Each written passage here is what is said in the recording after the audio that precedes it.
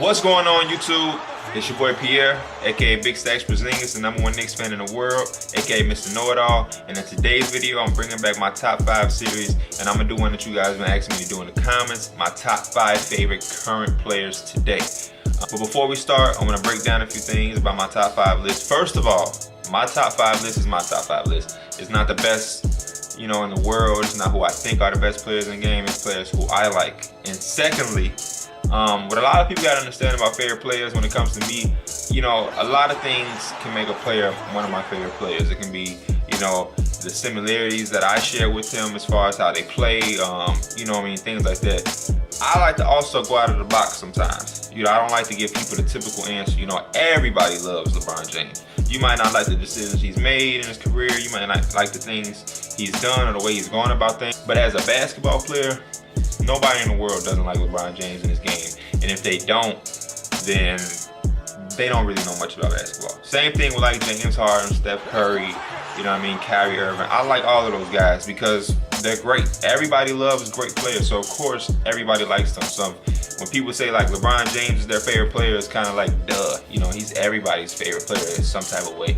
Who doesn't like LeBron James? Who doesn't like Steph Curry or Kevin Durant? So I like to go out of the box a little bit. Not have a predictable answer and surprise people, as you guys will know from my previous answers from my previous top 5 series.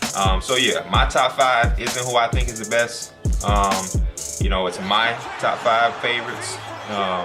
And yeah, that's just as simple as it gets. So let's start. Starting out at number 5, we got a guy who is currently hurt. And to be honest with you, I don't know if he would be number 5 if he was healthy. He would probably be higher. But even then, when I say that, I don't really know if I have a complete order to my list. It's just my 5 favorite players. It's hard for me to order it any type of way. But I put him number 5 because he hasn't played this year. And that's Zach LaVine, guard of Chicago Bulls. Came out of UCLA. Was picked 13th overall to the Minnesota Timberwolves after his freshman year. Everybody kind of knows him as a dunker and, his performance in the slam dunk contest, those back-to-back years. But to me, I'm just a fan of his game. When I first found out about him, he was going into UCLA for his freshman year. I was a fan of UCLA at the time because they had Kyle Anderson, returning back for his sophomore season. They had Jordan Adams, guys that I was cheering for the previous year. So now, expectations were a little higher around UCLA because these guys were coming back for their sophomore seasons. Some people told me, check out this guy Zach LaVine. We know you like UCLA. I've heard things about him, blah, blah, blah. So I get to checking out Zach LaVine and his highlight tapes from high school, and he jumping out of the gym and whatnot. And then, the first week or so, they had this little tournament they were in, and they went against Duke. And, Zach LaVine had a fast break, and sure enough, he did one of those highlight dunks. And ever since then, I kind of just fell in love with his game. At UCLA, Zach LaVine didn't really get as much playing time as you would have hoped. But it was hard for him. He was playing behind 2 upperclassmen. Kyle Anderson was at the point, Jordan Adams was a shooting guard, and Zach LaVine was kind of this combo guard. And the coach's son was actually a freshman as well, and he was a point guard as well. So because of that, Zach LaVine had to split minutes with another guy off the bench while he was already fighting for playing time, with the upperclassmen starters. So, he never got as much attention or love because of that, but he did shoot up in the draft. Every draft board had him going a little higher and higher because of his supreme athleticism and potential of him being a Russell Westbrook type point guard. I never saw the comparison, because I always looked at Zach LaVine as a shooting guard. So by the time he ended up getting drafted to Minnesota, it was like, okay, my boy's going to Minnesota. Minnesota's kind of bad. Then they traded Kevin Love and got Andrew Wiggins. And I was happy and kind of bittersweet at the same time because I was like, Zach LaVine isn't going to get as much shine and attention as their rookie in their first round draft pick because Andrew Wiggins is going to come and overshadow him in everything he does. But the first year, his rookie year, it kind of didn't go that way. Zach LaVine still got his love. They kind of reshaped the team, traded away Kevin Love, and they were having this new regime. They got Andrew Wiggins and Zach LaVine. They're going to build a team around this youth and then go forward.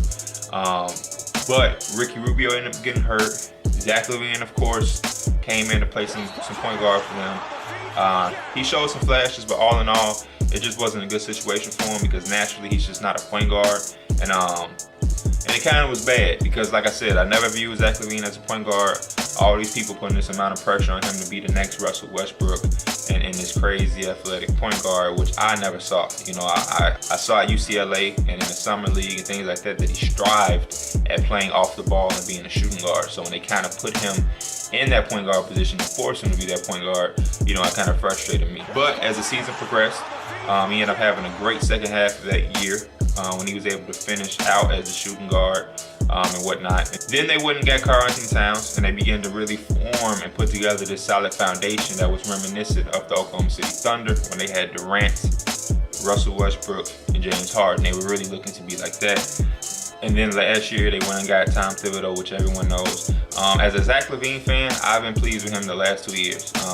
First of all, I love the decision to not do the slam dunk contest last year because I felt like that kind of got clouded over him as a basketball player.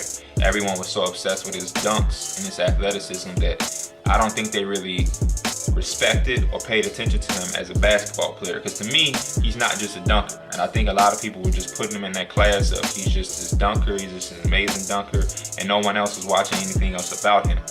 So the last 2 years, even though one of those years he did do the dunk contest for the second time, I've been pleased with his game because his game has grown. You know, he was beginning to take over games, really explode, and show that he can hold his own, you know, as a third option. You know, last year before he got hurt, he was averaging close to 20 points as a third option in Minnesota.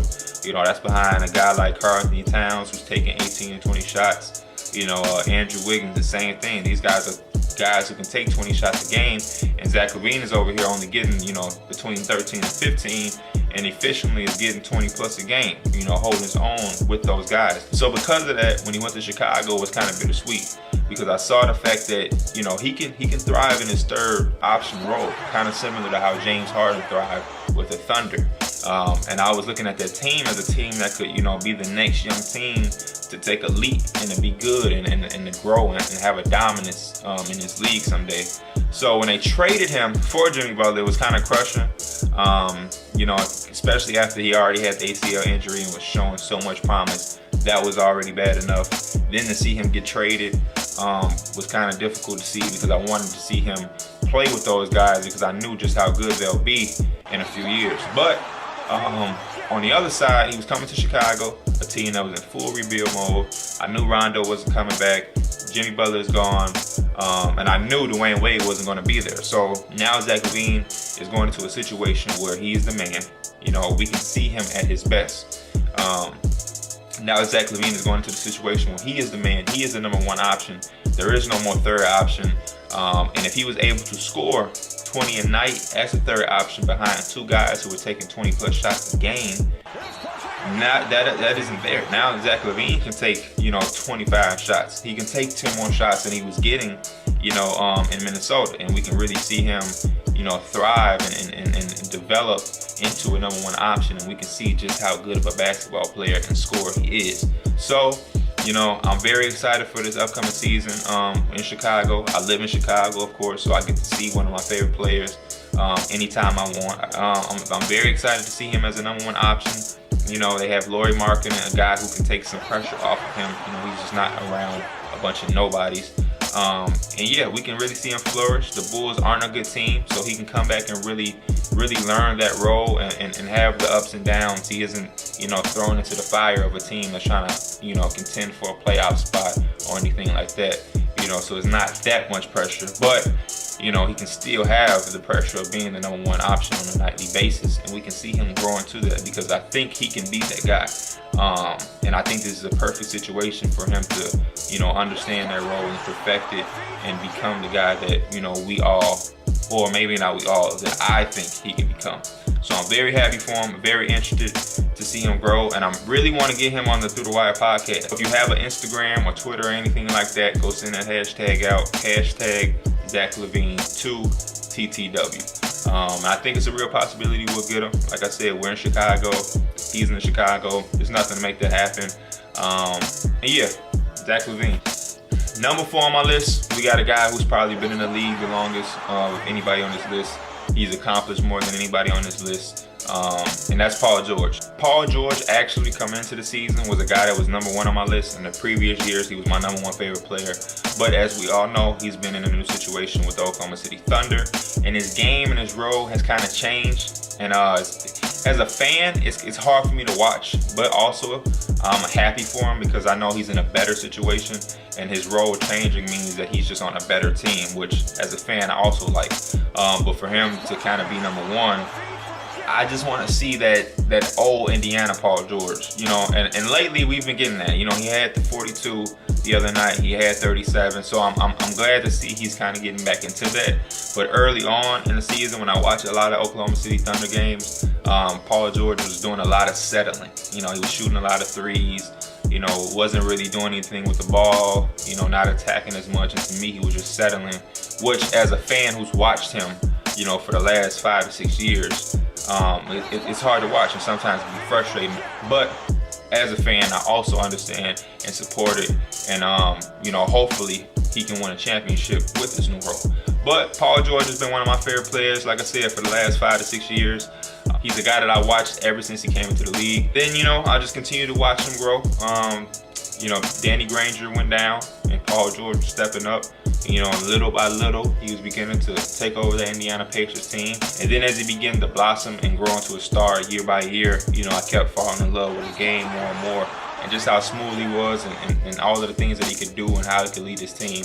And then, you know, the cherry on top was, you know, him facing off with LeBron James. You know, he led the Pacers, you know, unexpectedly to a #1 seed in the East. And then they faced off in the conference finals against the Heat. You know, he was hitting shots, sending the game to overtime.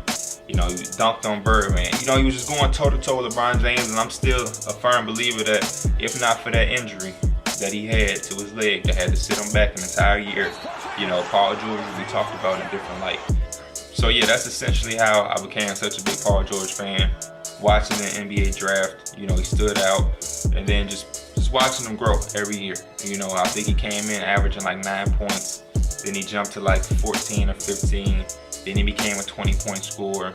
You know, now he's the go-to guy. He's leading up to #1 seed in the East, facing off against LeBron in the Heat in the conference finals, going 7 games, holding his own. And I also hope that there's some way that Oklahoma City, you know, can put it together and win a championship this year in their first year. It would be good and amazing to see them win in their first year. You know, Melo will get his first championship. All of them will get their first championships, but we know how much it would mean for Melo. This would be Russell Westbrook, seeing him win a championship quickly after Kevin Durant kind of left him in the dust. And, you know, Paul George, you know, will have a tremendous story, talking about a guy who, like, literally broke his leg very severely in a USA game, being able to bounce back and retake his career and play on that level again, and then ultimately win a championship. I think that would be a great story for all 3 of them, and it'll be good to see something like that in the NBA when we've kind of seen Golden State versus Cleveland the last, you know, 3 years. So, you know, I'm hoping for that. I'm rooting for OKC. Paul George still in my top 5. I don't see him going anywhere for the next 5, maybe 10 years. At #3 is a guy that you all could have probably guessed. You know, my name's practically because of him. You know, Big Stacks Porzingis. Kristaps Porzingis of my beloved New York Knicks is #3 on my list. You know, I'll be honest to start this off. When we first drafted Kristaps Porzingis with the #4th overall pick, I was a little devastated. You know, because we didn't know so much about him, and what I had read and what I'd seen thus far in that little bit of time, it was kind of like, no way he could be just good. You know, they're talking about a guy that could be a 7'3" point guard. He can dribble, he can, you know, shoot, he can post up, he can block shots. And I was just thinking in my mind, there's no way that we're gonna get a guy that can do all of this. There's no way he's gonna pan out to be able to do all these things. I heard it once with Andrea Bargnani. You know, we've seen so many of these guys come in and they flop and they're not as good, not half of as good as they're said to be or could potentially become. So because of that, I just couldn't fathom in my mind how good it can truly be. But being a Knicks fan, you know, I said, you know, it's not who I wanted, but he's here now. I'm going to support him, stand behind him, and my gosh, has he proved me wrong. This dude has done everything that they said that he can do. You know, can dribble, post up, block shots, and he's just doing it at a high level that nobody expected him to do. He's actually in his third year, an MVP candidate, second in scoring, and he's really adjusted to Melo being gone much better than any of us would have thought. You know, I was just wanting 24 points, but he's giving me 30. I still want to see some more rebounds from him. I still want to see that double-double. Those rebounds go up to 10 or 11.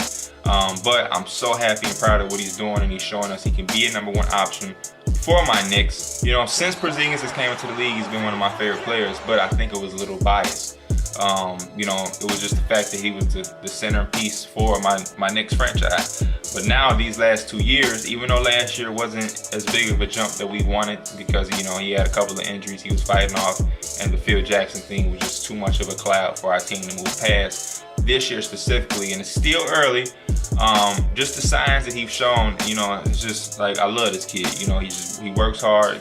He's documented his entire summer on YouTube, where you can just go back and see all of the days, all of the hours and time spent on the little things to make him as good as he's become. You know, none of this was given to him. It was all earned, and it's going to continue to be earned. And I just love the fact that he came into this year saying, I want to be most improved player. I want to be a defensive player of the year. I'm going to be an all-star. Yes, I think I could be an MVP. I can lead the Knicks. And, you know, I think he really believes that. He's showing that he believes that, the way he's performing. He's still very young. This is a guy who can be on my top 5 favorite players list for the next, you know, 10 plus years. He's that young. And the scary part is he can get better. You know, like I said, when I first found out about this guy in the mock drafts, they were saying some outrageous things about how good he could be. And that was one of the things that kind of scared me away from him, is because I just couldn't fathom a 7'3" guy being able to do the things that they said that he could do. I mean, if he can continue this rise and continue to grow like this, I think there's no doubt that he'll win an MVP someday. And man, if he continue to play the way he's playing now, and the Knicks can continue to win games, he could be an MVP as soon as this year. And as a Knicks fan and as a fan of him, I'm very proud, and I just hope that he continues to have the hunger that he has, because we need it in New York. We really need it. You know, we don't have Melo anymore. You know, we have a new front office. We've kind of got ourselves tied up in these big, large contracts, and it's going to be hard for us, you know, to get rid of some of these guys and to make room, you know, for big free agents. And I don't know if anybody's going to want to come to New York. We've kind of a redemption team for guys who once was good, or, you know, want to show that they're still good. And, you know, it's been a while since we had a legit star, you know, besides Carmelo Anthony. You know, it's been a while since someone has wanted to come and play for us. But having Kristaps Porzingis, we don't have to really worry about that anymore. We have our star, you know, and that always feels good as a fan of that team. And like I said, I expect for him to be on this list for the next 10, 13, 15 years. Pressure's on. You know, as a Knicks fan, with this guy leading our team and this type of talent, being the face of our franchise, I'm expecting a championship. I'm not even gonna lie. That's the type of expectations I have on him. Seeing that he can do this, and seeing that he can play at this level, the next step is to lead us to a championship. And, you know, I've got his back 1,000%. At the end of the day, I am his alter ego. You know, I'm Big Stacks. I'm gonna do the talking for him. I'm gonna do the showboating for him and let him focus on getting better. You know, and hopefully he can lead us to the promised land. At number 2, we got another guy that I know y'all expected to see. Y'all always see me defending him, whether it's on Twitter, on a podcast, no matter what it is. I'm pretty sure y'all seen me defend him before. And that's Lonzo Ball, a guy that I'm just so high on. I really enjoy watching this game. You know, I've seen him play since high school.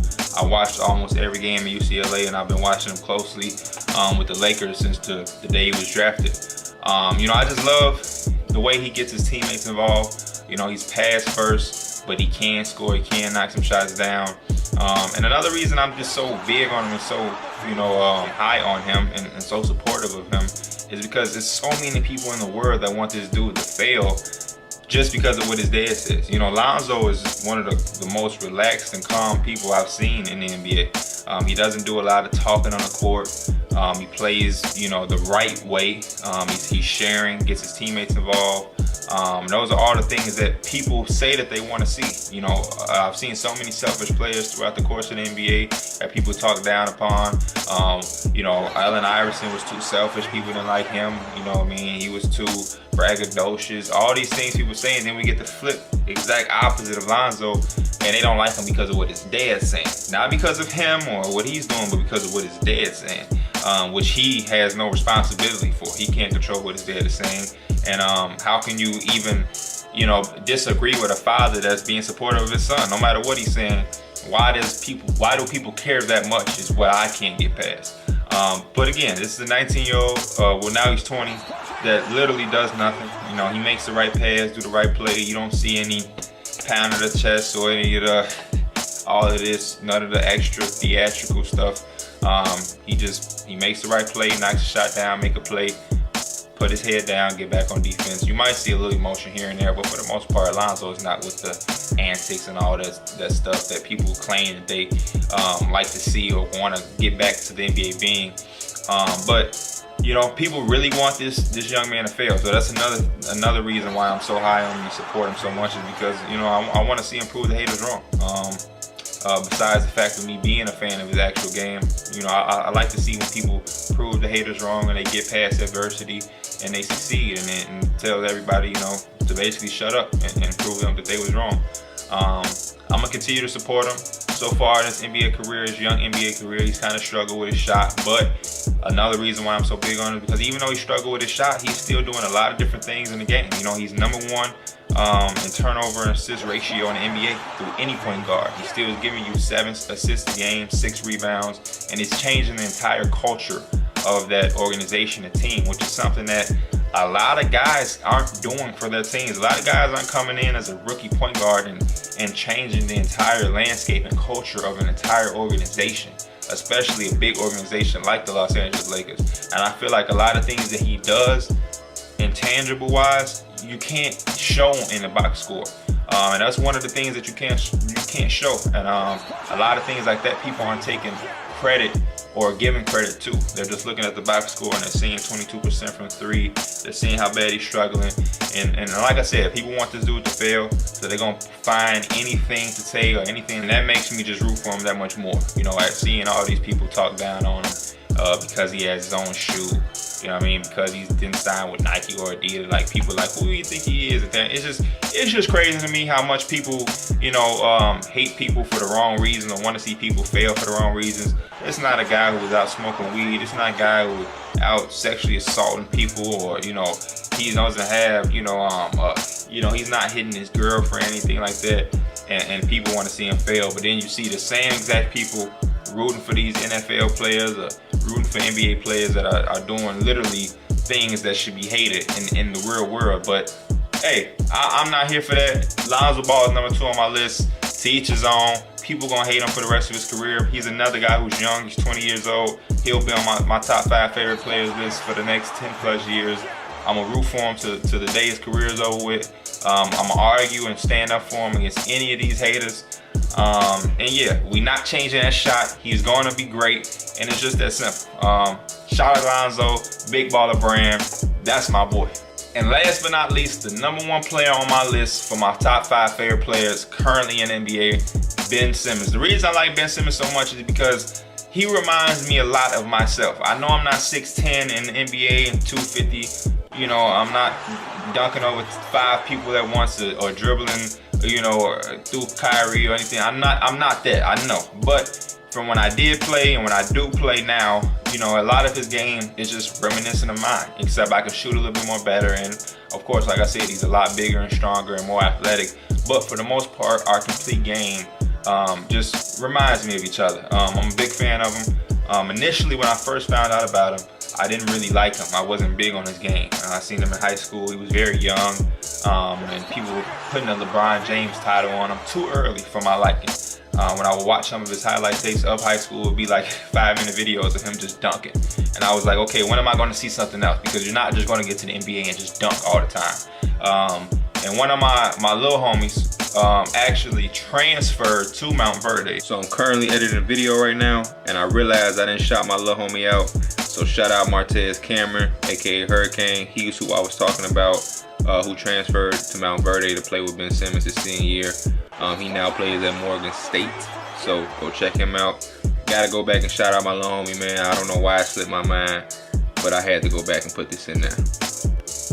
For his senior season, and he was also a senior with Ben Simmons. So because I was trying to watch a lot of his games and see him play on that stage for Mount Verde, I was also able to see a lot of Ben Simmons closely. And that's when I began to like Ben Simmons, because I was able to see all of his game instead of a highlight reel, which is only showing him dunk on people that are 6 inches shorter than him. So when I was able to watch him closely and watch his full game and just see for myself all of his abilities, I began to get real high on this guy and say, okay, now I'm understanding why the hype is so big and why he's the #1 player in the country. And then after that, of course, I followed him to LSU and became a super big Ben Simmons fan. And again, he was another guy that had a lot of hate. You know, a lot of people didn't like the fact that he was open about being one and done. You know, he didn't like the fact that he had to go to college. He felt like he was good enough to make the transition from high school to the NBA.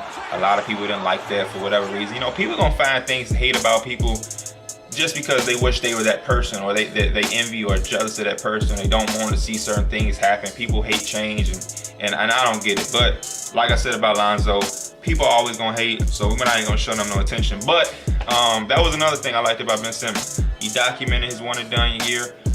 He shitted on and exposed the NCAA in many different ways, and he's continuing to do it. He just had an interview with Maverick Carter, one of LeBron's closest friends, on the Uninterrupted website. You guys should go check out. Ben Simmons goes more in depth about the college system, the college basketball system, and things like that. And he said he's going to try to continue throughout his career and right now exploit the NCAA and how bogus essentially it is. But as far as a playing standpoint, you know, I love the fact that he's a 6'10" point guard. He's pushing the boundaries. He's going against the rules, and that's what I like to see, man. I like to see people try to do different things and not just fit in with what's going on or the standard. You know what I mean? The standard thing is to have a 6'3" point guard, or if you're 6'10" and you're tall, you deserve to be in a post. And that goes back to me and him having that same type of game. I remember in high school, you know, being one of the taller players on all of my early teams, and you know, being forced to be in the post like I'm a big man or a center, when I know I had much more to my game to offer than it just being in the post just because I was tall. And he's that example that, you know what I mean, you don't have to do anything because of your height or your size. Like, that shouldn't limit you. You can go out there and be anything as a basketball player. If you want to be a 6'10" point guard, it's possible. And I like that. I'm rooting for him.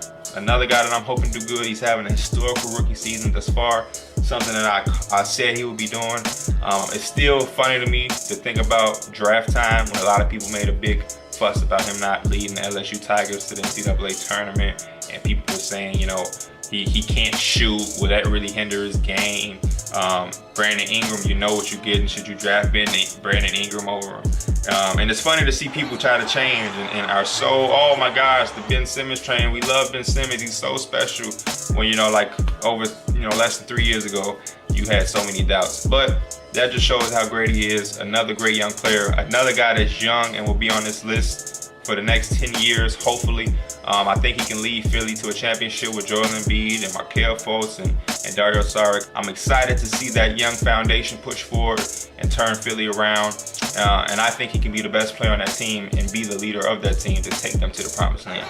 So shout out Ben Simmons, my #1 guy on my top 5 favorite players list, aka Lil Bro, Twin, Ben Simmons, my guy. So there you have it, my top 5 favorite players currently in the NBA today. Like it, share it, tell a friend and tell a friend. Leave a comment, let me know what you think. If you have any recommendations or suggestions or anything you would love to see in the future, please leave a comment and let me know. Let me know y'all top 5 favorite players, what you think of my top 5 favorite players. Do you think Lonzo is going to continue to struggle for the rest of his career? Do you think Ben Simmons is going to continue to be this good? And yeah, thanks for watching. Big Stacks, out. Porzingis again!